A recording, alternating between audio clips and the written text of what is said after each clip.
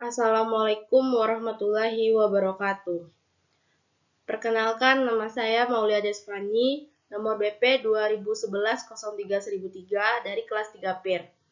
Baiklah, di sini saya akan menjelaskan mengenai materi yaitu estimasi biaya tahap desain. Estimasi biaya proyek, suatu proses penentuan atau determinasi tentang biaya-biaya yang terlibat pada suatu konstruksi untuk setiap proyek yang ada.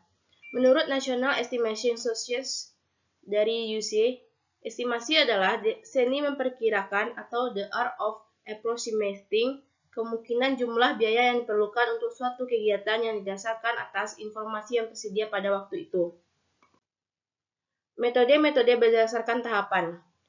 Yang pertama yaitu estimator konseptual, yang berfungsi pada fase skematik, di mana fase detail belum ada. Yang kedua, estimasi preliminary atau awal, disiapkan oleh arsitek atau engineer, lebih definitif. Selanjutnya ada estimasi engineer, disiapkan oleh konsultan, tingkat akurasinya 3% karena desain total telah tersedia. Yang keempat yaitu estimasi penawaran, dibuat oleh kontraktor, mencakup total biaya proyek ditambah dengan markup untuk keuntungan perusahaan.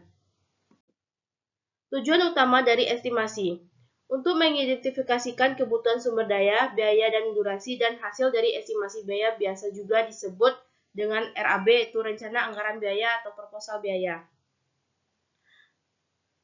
Selanjutnya yaitu estimator, yaitu peran estimator adalah kunci dari suatu pekerjaan atau proyek yang mengendalikan biaya.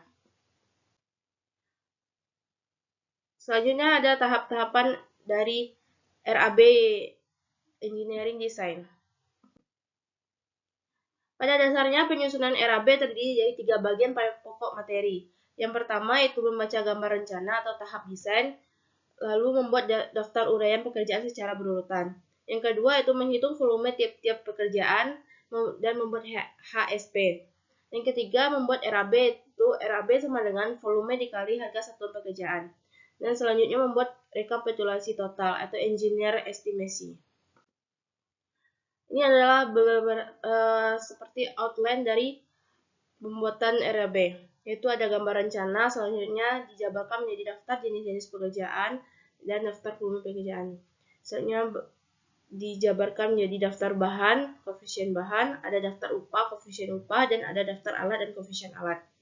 Selanjutnya menimbulkan beberapa harga, yaitu seperti daftar bahan menimbulkan harga bahan, daftar upah menimbulkan harga upah, dan daftar alat menimbulkan harga alat. Selanjutnya menjadi satu itu harga tiap jenis pekerjaan, dan dilanjutkan dengan rencana anggaran biaya per kelompok, dan dilanjutkan dengan rencana anggaran biaya total. Yang harus dikuasai oleh cost engineer, yaitu pengetahuan tentang tahap-tahap pembangunan.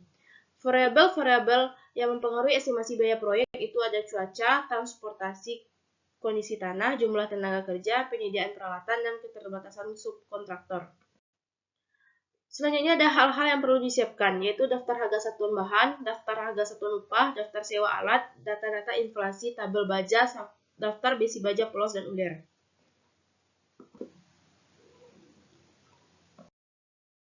Selanjutnya hal-hal yang harus dikuasai oleh seorang estimator, yaitu salah satunya dapat membaca dan memperkirakan rencana-rencana, mengetahui pengetahuan matematika untuk volume, mengetahui pengetahuan matematika untuk biaya material, dapat memvisualisasikan suatu gambar kerja, dapat memberikan solusi untuk beberapa masalah. Selanjutnya, aturan dasar dalam metode pengukuran. Yang pertama yaitu pengukuran harus dilakukan sesuai dengan yang tertera pada gambar kerja. Maksudnya adalah untuk mengukur semua bagian yang terlihat pada gambar secara tepat. Selanjutnya dalam melakukan pengukuran atau take off, semua yang terlihat pada gambar harus dihitung. Dan perhitungan harus dilakukan pada setiap jenis pekerjaan yang masing-masing termasuk material, pekerjaan, peralatan, dan biaya lainnya. Selanjutnya itu prinsip satuan. Satuan berperan penting dalam perhitungan volume pekerjaan pada proses quantity take-off. Secara umum prinsip satuan yaitu nomor 1, pekerjaan yang tergolong besar mempunyai volume dan tebal hendaknya dihitung dalam satuan kubik atau volume. Yang kedua, pekerjaan permukaan yang tergolong dangkal dan tipis dihitung dengan satuan persegi tahu luas atau meter persegi. Pekerjaan pada bagian yang panjang dan tipis dapat dihitung dengan satuan lari yaitu meter. Pekerjaan sebagian tertentu dihitung dalam bentuk satuan. Selanjutnya ada volume pekerjaan. Volume pekerjaan merupakan jumlah volume bagian pekerjaan dalam suatu kesatuan yang bisa disebut pula kubikasi pekerjaan dan perhitungannya dilakukan berdasarkan gambar. Metode perhitungan volume pekerjaan yaitu satu metode dinding terpisah. Metode ini pengukuran dilakukan dengan cara mengukur panjang eksternal dinding satu arah, dinding arah panjang secara out to out, dan panjang bagian dalam dinding pendek pada tegak lurusnya secara in to in. Yang kedua, metode garis sumbu atau center line method. Metode ini pengukurannya dilakukan dengan cara mengukur panjang total garis as baik PAD arah, panjang maupun pendek yang mempunyai tipe pondasi yang sama. Selanjutnya ada penyusunan RAB. Yang pertama yaitu RAB, rencana anggaran biaya, merupakan jumlah dari masing-masing hasil peralihan volume dengan harga satuan pekerjaan. Yang kedua, harga satuan pekerjaan adalah jumlah harga bahan dan upah tenaga kerja berdasarkan perhitungan analisis. Yang ketiga, sebelum mendapatkan harga satuan pekerjaan, terlebih dahulu dilakukan analisa bahan dan analisa upah. Yang keempat, secara skematif, kedudukan harga satuan bahan, harga satuan upah, dan harga satuan pekerjaan dapat dilihat sebagai berikut. Mengapa perlu dihitung? Itu untuk menekan biaya sehingga lebih efisien dan terukur sesuai dengan keinginan pemilik dalam membangun. Beberapa keuntungan apabila terlebih dahulu kita menghitung biaya proyek adalah jenis pekerjaan apa saja yang akan digunakan untuk diadakan, volume macam-macam bahan yang akan dibutuhkan dalam membuat proyek dapat diketahui, dan selanjutnya ada tahap penyusun RAB, yaitu menyusun daftar uraian pekerjaan. Lalu ada work breakdown struktur, yang mana terdapat tahap pertama sebelum menghitung biaya adalah menentukan susunan rincian pekerjaan berdasarkan dokumen yang ada. Lalu ada struktur hierarki data biaya, yang mana ada harga satuan. Harga satuan diliputi dengan tenaga kerja, ada material, ada sarana peralatan, ada keuntungan, dan ada subkontraktor. Selanjutnya ada level. Level yaitu harga tender. Dibagi dengan substruktur, ada struktur atas dan ada finishing. Lalu struktur atas ada kerangka, ada lantai atas dan ada atap. Kerangka ada kolom dan ada balok. Lalu balok ada beton, ada pembiasan, ada backcasting. Lalu beton ada tenaga kerja, ada material dan sarana. Tenaga kerja ada buruh, tukang, dan pengawasan. Tukang ada upah dasar dan ada asuransinya.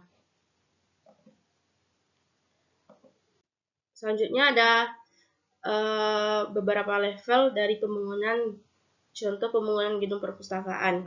Ada level 1, ada level 2, dan level 3-nya. Selanjutnya ada struktur gedung lantai 2 sampai lantai 5. Lalu ini beberapa levelnya, ada bagan-bagannya. Lalu ini beberapa contoh dari bagan-bagan untuk pembangunan gedung. Ada fondasinya, ada struktur bawahnya, ada detail betonnya, ada rincian pekerjaannya, lalu ada temporary work-nya, ada hubungan kegiatan pokok dan penunjangnya, ada struktur-strukturnya lainnya.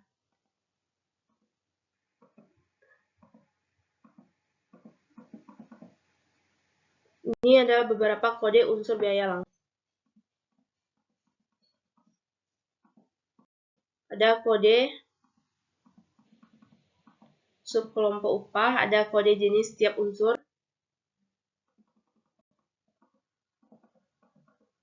ada inilah bentukan beberapa kode yang bisa dibaca.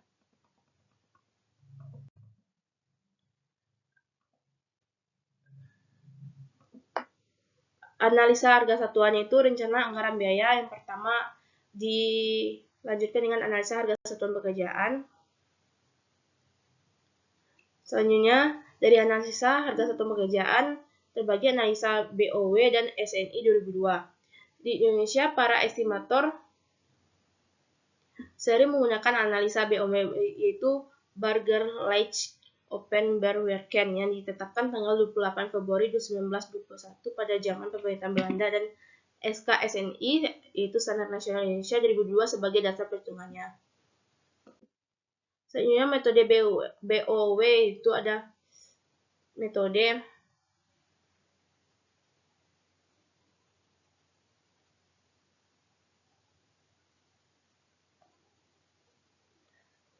suatu ketentuan dan ketetapan umum yang ditetapkan oleh DIR BOW pada tanggal 28 Februari 1921 nomor 5372A pada zaman pemerintahan Belanda.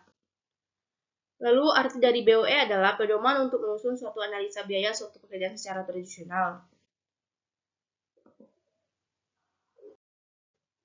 Analisa BOE. Analisa biaya dalam penyusunan rencana biaya pembangunan gedung banyak digunakan. Analisa BOE merupakan buku panduan produk zaman penjajahan Belanda tahun 1920-an.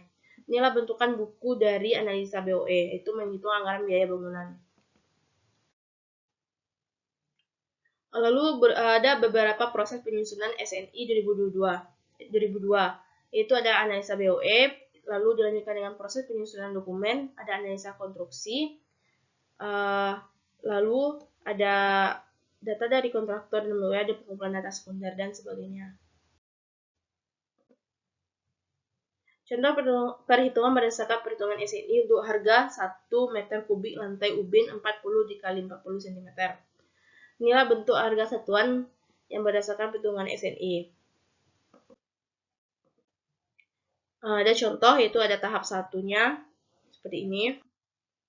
Ini bentukan potongan AA dari gedung. Inilah bentukan gambarnya dan hitungannya, satuan dan jumlahnya. Ini ada membuat HSAP untuk pekerjaan galian tanahnya dan dihitung harga satuannya per meter kubik.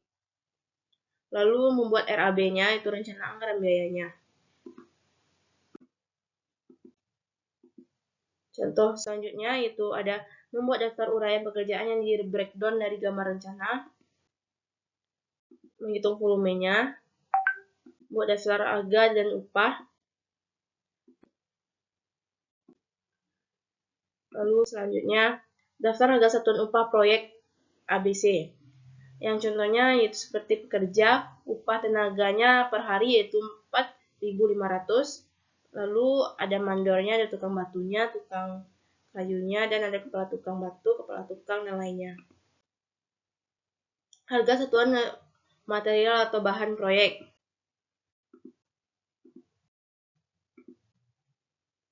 Terus ada daftar analisa harga satuan proyek.